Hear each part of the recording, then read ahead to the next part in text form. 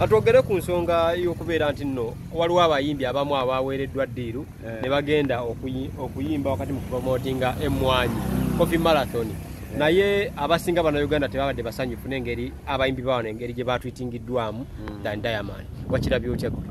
Nze ekisooka nja kutunuulira bambi gavumenti etonnya.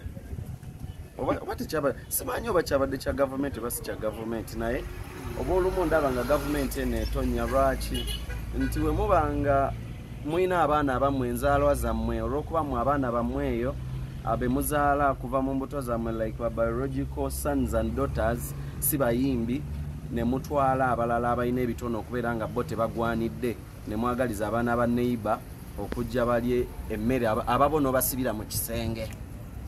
Gavumenti eno kyegezaako tulaga tife abayimbi tetugwanidde Uganda tetugwanidde kubeerawo oba abantu abalina ebitone tebagwanidde kubeerawo olw'ensonga nti tulabika ne bye tubayimbira oba oliawo bye tuyimba mu lulimi lwabwe tebabitegeera nnyo bategeera nnyo oluzungu n'oluswayiri oba oliawo so kitiisa era kinyiza era kitama kyenjo bagamba. Wabadde oyagala kikolebwe kitya? Millions 7.5 zisobola okuyamba abaana wano abayimbi. Bateekawo federation kiki ekyo kye bateekawo? What is that? Kuba nzijjukira batugamba nti tujja kuŋŋaaniranga mu federation ne bateekawo n'endala izituma ebintu ebibiri bye byandibadde bikwata ne biyamba oba okuyamba gavumenti n'omuyimbi okubatuusaganya awamu ne baba nga sootuuka paka ne ku mwana wa wansi wa kinaafu n'emitwalo ebiri. Gavumenti webanga ekikoze nekiteeka mu bantu mazima ddala omuyimbi onaamwagazisa otya gavumenti nga time bwetuuka ey'okuleeta ssente nnyingi omuyimbi n'omukwata n'omuwa helicopter kyekisooka n'ova ku helicopter n'omuwa private jet n'omulaga nti ye omusoomosizza oweeri gwe tutamanya taleeta na musolo wano abulafu abaleeta omusolo mugujja okuva ku sukaali mugujja okuva ku muceere mugujja okuva ku kibiri ky'ennusu 5 oba okitegeera ffe ne mutuyisaamu amaaso ababawo ezo ssente ne muzikwata ne muziwa omwana wa neighbor. You guys watch out. Tumanje tetuna kye tusobola bakola naye bagamba what goes around comes around. Oba mukitegeera what goes around comes around. Muyinza okulowooza nti mwe mubi bypass nze temulina kye mu bypass nze. Engeri ekikolwa ekyakoleddwamu abayimbi nga mmwe muyinza kikola kityokulaba nno tekiddamu kubeerawo bakolebwako. Tulina kyogerako bwogezi anti bo balowooza mboyogera ku mbu kikomaawo tekikomaawo.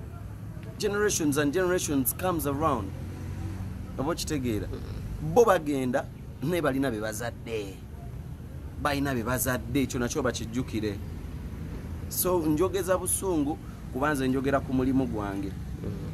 Bageragalwa gye bali otaddemu ebyobufuzi si bya bufuzi bino bya bufuzi bwa music wange.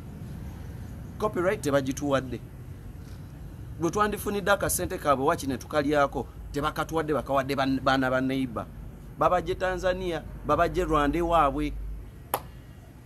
Tolowooza nti no Diamond Platinum okwebrandinga kwe kwa mwezi za muna Uganda ate munaye gavumenti z'abali za branding ezaabwe eyaffe badwana bulwanyi twabe nga tetubeerawo oba okitegeera. Kale we mba njogedde bubi it's okay oba okitegeera naye mutulumiza nnyo temutuwadde yadde ka copyright temutuyambyeko yadde kyokka omusolo gwaffe mugwagala nnyo. Music industry yemu ku bintu ebisinze okuleeta ku musolo e Uganda wano oyinza obutakitegeera but music industry YouTube ennyimba zaffe zetuyimba ebiyiiye bye tukola bye bireeta omusolo munene nnyo wano bireeta like 75%. Oba baba batuukirira naye nga musaba ssente nnyingi mu gwe musajja gwe oluusobola olumu munnemesa ne mumbuza ekyokwogera kiraga kuba munda era kuba nti wano okuba omuntu kibi bakivumirira naye twandikusosesose you know. Obufunza olowooza Eddie Kenzo bamuwaddenga mmeka? Natuwa obulamu oba ekyengera ky'obulamu amina. nze Jovan Lusinda okuva mu South Band era nga ndi wano nga kinywa muganda wange Jamie Culture era nga ndiwo okubeera nga mbasaba era nga tubeegayirira nga tubatuusaako ekigenda okubeera wano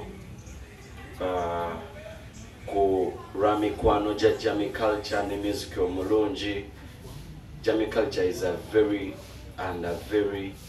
baida walabika yasinga okuwandiika. Nze kyemanyi sina muntu mulala gwe manyi mu kuwandiika. Still era Jamie Culture mu presentinga ng'omuntu alina eddoboozi oba oliawo agamu kugasinga agasala is Jamie Culture. Ekirala Jamie Culture era mu presentinga nga omu ku bantu abatayisa muntu yenna maaso. So Jamie is that one person alina all variety. Bwengamba nti bw'oyogera ku linnya Jamie lisobola okuleetera statements oba signatures ez'enjawulo nga n'ezonna nnungi.